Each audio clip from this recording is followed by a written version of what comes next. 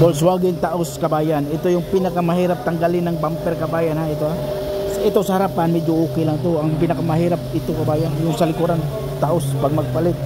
Pag magpalit ka ng ganito sa bumper sa likuran, magpapalit ka ng aseros na accessories. Napakahirap tanggalin, no? Pero unahin mo tong mga kuha na to, mga ito yung lock niya. Unahin mo pag kuhan, ipang bukaka mo siya sa labas para hindi ka na mahirapan. Pero matibay. Lahat ng sasakyan kabayan, ito yung pinakamatibay sa lahat ng sasakyan.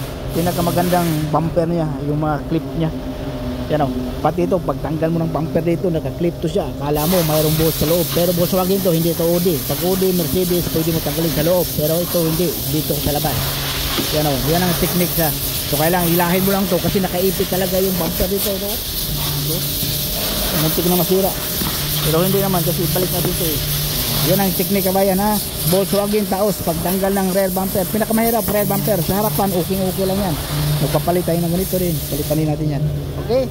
Tandaan nyo kabayan, Volkswagen Taos.